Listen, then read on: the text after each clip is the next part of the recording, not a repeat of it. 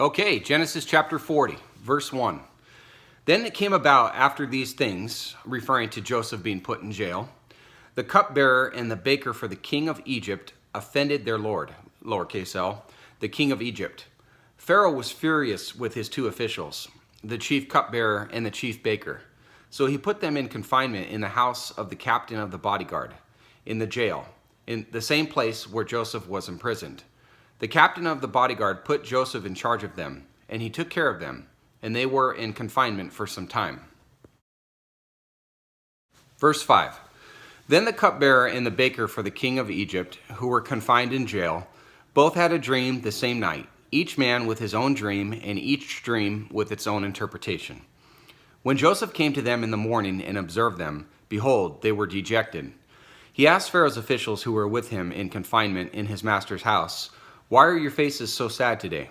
Then they said to him, "We have had a dream, and there is no one to interpret it." Then Joseph said to them, "Do not interpretations belong to God? Tell it to me, please." Joseph was careful here to give credit to God for any interpretation. Daniel, the only other Hebrew whom God allowed to accurately interpret revelatory dreams, was just as careful to do so, seen in Daniel chapter 2. Deuteronomy 13 shows that pagan dream interpreters were part of ancient false religions and to be avoided by God's people. Verse 9.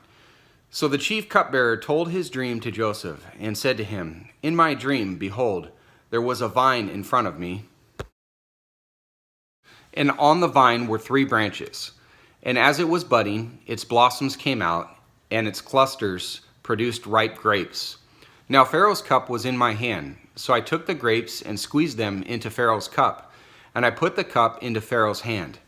Then Joseph said to him, "This is the interpretation of it.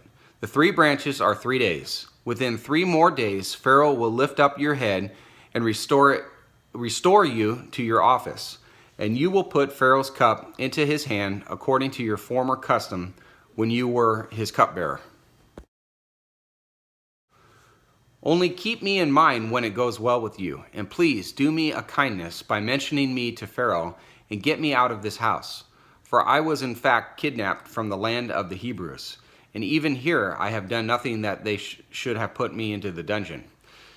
When the chief baker saw that he had interpreted favorably, he said to Joseph, "I also saw in my dream, and behold, there were 3 baskets of white bread on my head, and in the top basket there were some of all sorts of baked food for Pharaoh, and the birds were eating them out of the basket on my head."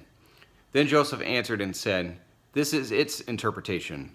The 3 baskets are 3 days.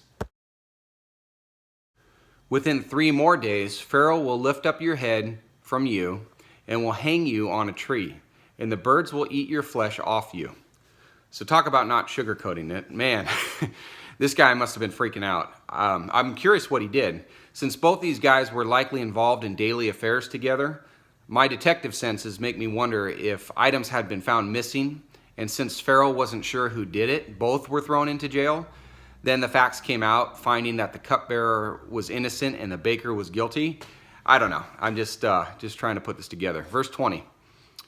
Thus it came about on the 3rd day, which was Pharaoh's birthday, that he made a feast for all his servants. And he lifted up the head of the chief cupbearer and the head of the chief baker among his servants.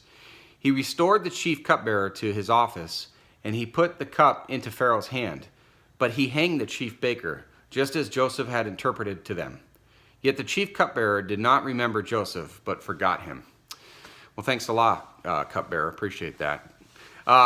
Okay, so please join me tomorrow for chapter 41, and we'll see what happens with Joseph. God bless you.